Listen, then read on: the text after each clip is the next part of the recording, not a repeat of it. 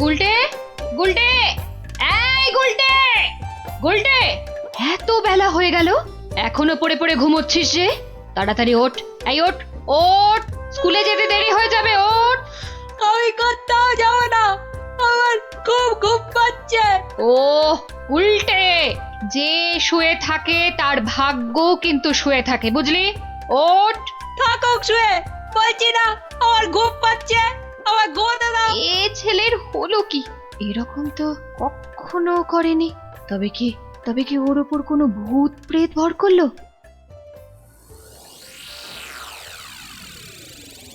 পুঁটি, ও পুঁটি, ওঠ, ওঠ মা। গত 7 দিন ধরে স্কুলে যাচ্ছিস না, বাড়ির কাজকর্ম করছিস না, এমন আলসে হয়ে পড়েছিস কেন? তোর কি হয়েছে মা? পড়াশোনার কাজ করে কি হবে মা? জানো না, পড়াশোনা করে যে গাড়ি চাপা পড়ে যে। উমা, এ আবার কি অলক্ষণে কথা গো? কি রে? পুটি, পুটি, পুটি রে, আবার ঘুমিয়ে পড়লি নাকি? এ কি আমার ছটফটে মেয়েটা রে, কি হলো গো? ওর কি তাহলে কোনো কঠিন অসুখ হয়েছে নাকি গো? টেপা, এই টেপা, টেপা, পুচকে, এই পুচকে, কি রে, কি রে, তোরা কেউ উঠবি না? টেপা, পুচকে, হে ভগবান।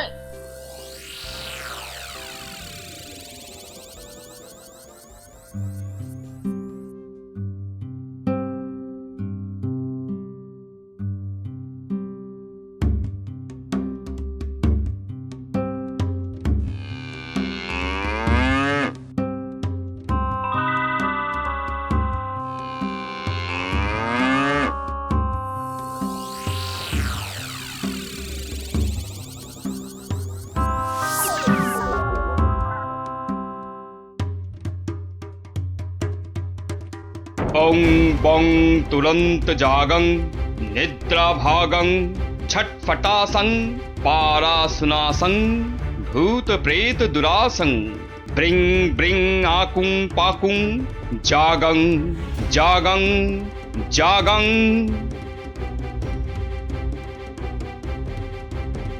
কি বুঝলেন তান্ত্রিক মশাই? আমার মনে হচ্ছে এ ভূত যে সে ভূত নয়, স্বয়ং ব্রহ্মদত্তী। একে তাড়ানো আমার কম্য নয়। আমি চললাম। তান্ত্রিক মশাই, ও তান্ত্রিক মশাই, তান্ত্রিক মশাই, আমার ছেলেকে তুমি বাঁচাও। হে ভগবান, আমার ছেলেকে তুমি বাঁচাও।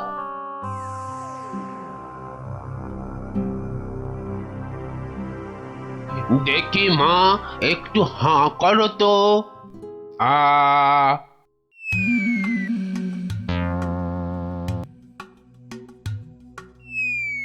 চোখটা একটু এবার বড় করে খোলো তো। হ্যাঁ, এবার একটু জোরে জোরে নিঃশ্বাস নাও তো। কি দেখলেন কবরেজ মশাই?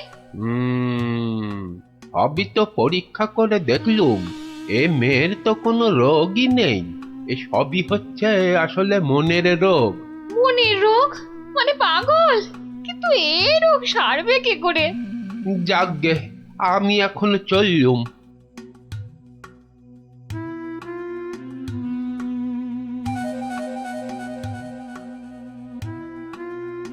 এইটে বলা খুব মুশকিল। আমি আমি এর আগে এরকম অদ্ভুত রোগ কখনো দেখিনি।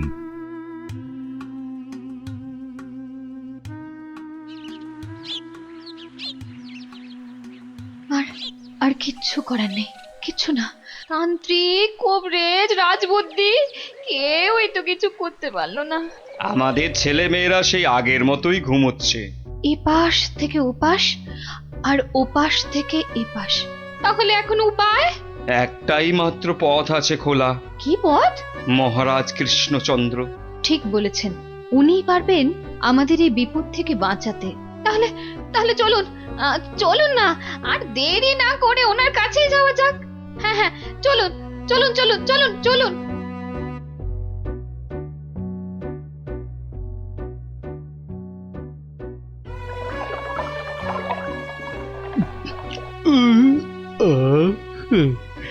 আজকে দুপুরের খাওয়াটা কি জম্পেশি না হলো গো গিন্নি?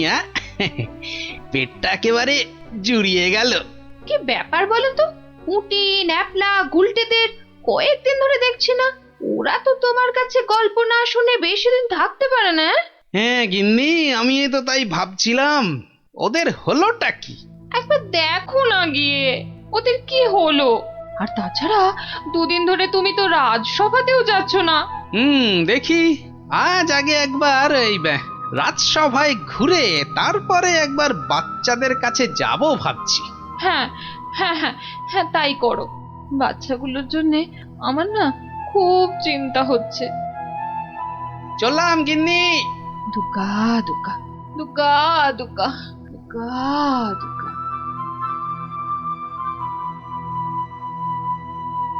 নমস্কার রাজামশাই, বড় বিপদে পড়ে আপনার কাছে এসেছি। বিপদ? হ্যাঁ রাজামশাই, আমাদের ফুটফুটে বাচ্চাগুলো খুব চটপটে ছিল। স্কুলে যেত, চাষের আর বাড়ির কাছে সাহায্য করত, খেলে বেড়াতো, কিন্তু এখন আর ওরা কিচ্ছু করে না, শুধু পড়ে পড়ে ঘুমোয়। হ্যাঁ, বলো কি? হ্যাঁ রাজামশাই, অনেক তান্ত্রিক কবিরাজ রাজবদ্যিকে দেখিয়েছি, কোনো লাভই হয়নি।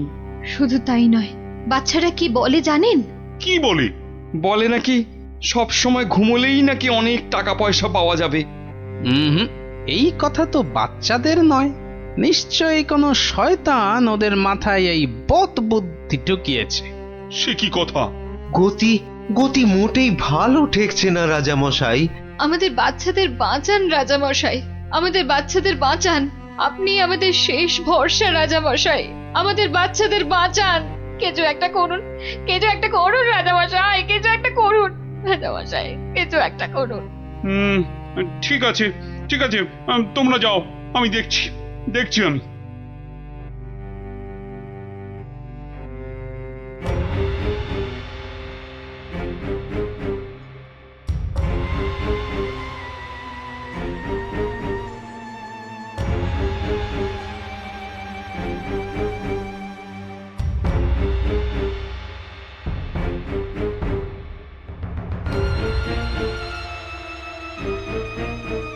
কিন্তু এমন কেন হচ্ছে বলো তো মন্ত্রী? আমার তো কিছুই মাথায় আসছে না রাজামশাই। তোমার কি মাথা আছে যে বুদ্ধি আসবে? আপনি কি বলেন বিজ্ঞানী? আগে আগে এই অদ্ভুত রোগের কোনো কারণ তো আমারও জানা নেই। এই যে রাজবৈদ্য, আপনার কি মত? ওহো, এ তো বড় কঠিন সমস্যা। মনে হয় বাচ্চারা বড়ই ক্লান্ত, তাই হইয়াছে অতি শান্ত। তোমার ধারণা ভ্রান্ত। এরা এক একটা অপদার্থ, এদের দ্বারা কিচ্ছু হবে না। তাহলে তুমি তো সব শুনলে গোপাল। আগে হ্যাঁ মহারাজ। বড় অদ্ভুত সমস্যা, এখন কি করা যায় বলো তো? ধুর, এ আবার কোনো সমস্যা নাকি? বলো কি, তোমার তোমার এটা কোনো সমস্যা বলেই মনে হচ্ছে না? না মহারাজ। আচ্ছা আচ্ছা মহারাজ, আমাকে একটা স্বর্ণ মুদ্রা দিন তো। একটা স্বর্ণ মুদ্রা? আচ্ছা নাও। দাঁড়ান, আমি একটু আসছি। গোপাল আবার কোথায় চলে গেল?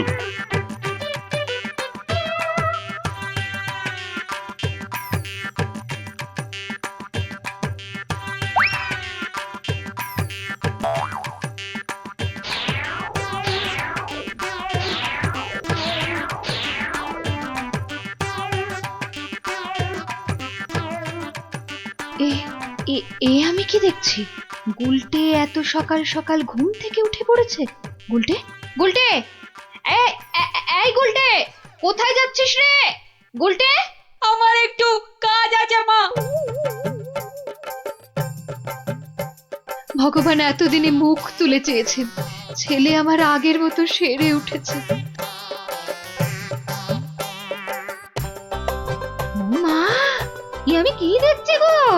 নিজের চোখকেই যে বিশ্বাস করতে পারছি না।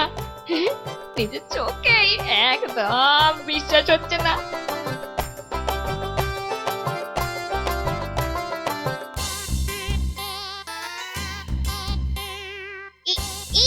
এই দেখ দেখ দেখ, আমি একটা মানচিত্র পেয়েছি। আমিও পেয়েছি। এই দেখ, আমিও পেয়েছি। চল এগুলোকে জোড়া লাগিয়ে দিয়ে দেখি কি হয়। এই দেখ কি লেখা আছে। এই অঙ্কগুলো কষলে আর মানচিত্র বরাবর গেলে যে বড় মাঠ পাওয়া যাবে, সেখানে কোদাল দিয়ে খুঁড়লে অনেক স্বর্ণ মুদ্রা পাওয়া যাবে।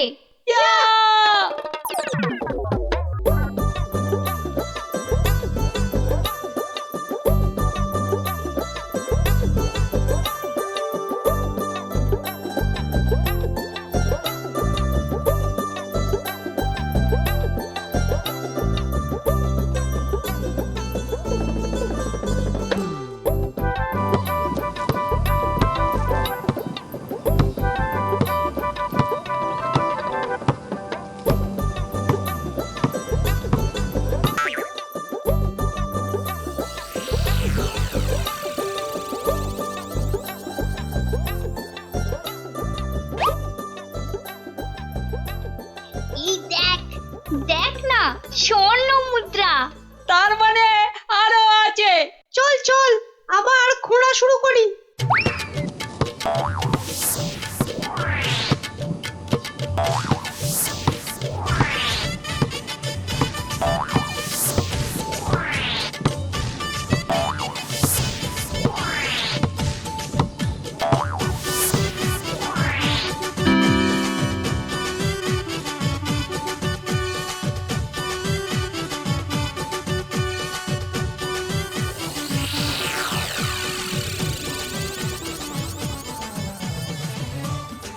কিরে, তোদের মুখ এমন বাংলার পাঁচের মতো হয়েছে কেন রে? গোপাল দাদু, আমরা একটা মানচিত্র পেয়ে সেটা লেখা দেখে কত কষ্ট করে দিন রাত এক করে এই জমিটা খুঁড়েছি। কিন্তু এত কষ্ট করে মাত্র একটাই স্বর্ণ মুদ্রা পেয়েছি গোপাল দাদু। হ্যাঁ হ্যাঁ, এই মানচিত্রে তো ঠিকই লেখা ছিল তোরা আরো স্বর্ণ মুদ্রা পাবি। সত্যি? বৃষ্টিটা আসতে দে, একটু সবুর কর।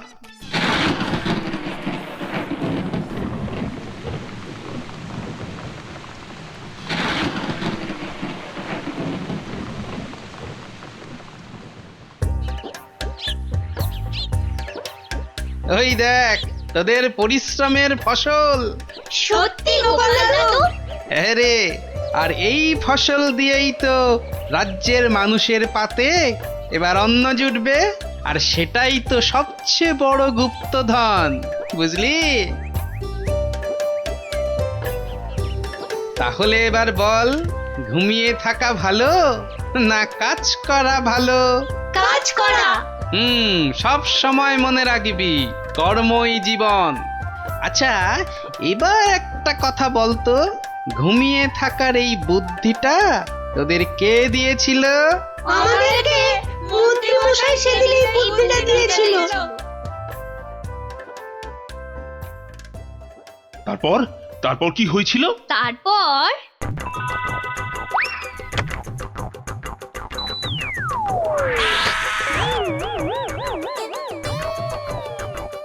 বেটা শয়তানের দল, এগুলো গোপালের সাঁতগুলো না? হ্যাঁ, দাঁড়া দেখাচ্ছি দেখাচ্ছি তোদের মজা।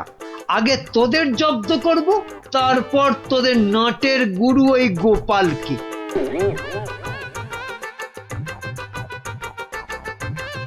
বাবা বাবা বাবা, কি সুন্দর ফুটফুটে দেখতে হয়েছিস রে তোরা। সত্যি তোদের মতো লক্ষ্মী ছেলে মেয়ে এ রাজ্যে আর কেউ নেই। খুব ভালো ছেলে মেয়ে তোরা, তোরাই তো দেশের মুখ উজ্জ্বল করবি। জীবনে যদি উন্নতি করতে চাস আর অনেক টাকা পয়সা পেতে চাস, তাহলে আমি যা বলছি মন দিয়ে শোন। কিন্তু একটা শর্ত, এ কথা কিন্তু কাউকে বলা চলবে না। ঠিক আছে। কাউকে বলবো না। এখন থেকে সব কাজকর্ম আর পড়াশোনা বন্ধ করে শুধু পড়ে পড়ে ঘুমো। দেখবি কয়েক বছর পর অনেক টাকা পয়সা পেয়ে যাবি। সত্যি? একদম সত্যি। এই আমি মন্ত্র পড়ে দিচ্ছি।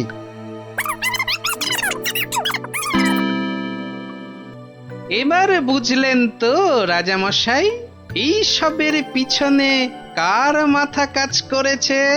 এই রে, কেলো করেছে। ভালোই বুঝতে পারছি।